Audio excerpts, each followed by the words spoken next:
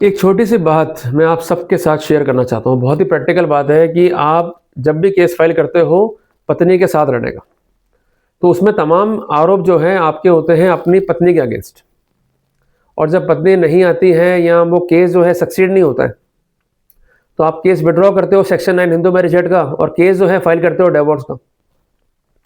और ऐसा देखा गया है कि आप डिवोर्स केस को भी हार जाते हो।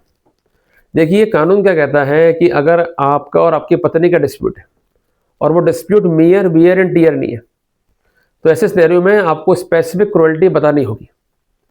अगर आप क्रुएल्टी के स्पेसिफिक इंस्टेंस लिख भी देते हो पर आपकी मांग क्या है, साथ रहने की, जिसको हम कहते हैं रीयूनियन, तो पॉसिबिलिटी कौन इंक्रीज कर रहा है साथ रहने की? आप, ना कि आपकी वाइफ, क्योंकि आपकी ही प्लीडिंग थी कि मैं साथ रहना चाहता हूं अपनी पत्नी के।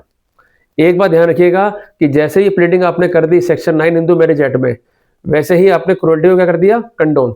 और क्रुएल्टी कंडोन होने के बाद आप किसी भी रूप में डिवोर्स केस दाखिल नहीं कर सकते हो। तो एक अच्छा केस भी आप खराब कर देते हो एक छोटी सी गलती के कारण। तो इसे जब भी हम केस फाइल करें, क्लियर योर स्टैंड, साथ रहना है या नहीं रहना है। ये ना हो जाए कि पहले तो आपका प्लीडिंग क्या है, साथ रहना है, फिर प्लीडिंग क्या कर रहे हो, अलग होना है, तो नुकसान जो है खाना पड़ेगा फिर आपको ही। तो इसलिए बहुत प्रैक्टिकल अप्रोच मैं आपको बता रहा हूँ। इसलिए whenever you are going to decide कि साथ रहना है या नहीं रहना है, तो ऐसे सिनेरियो में ही ड्राफ्टिंग करें। अगर ड्राफ्टिंग का नेचर चेंज करा तो नुकसान आपको ही भुगतना पड़ेगा।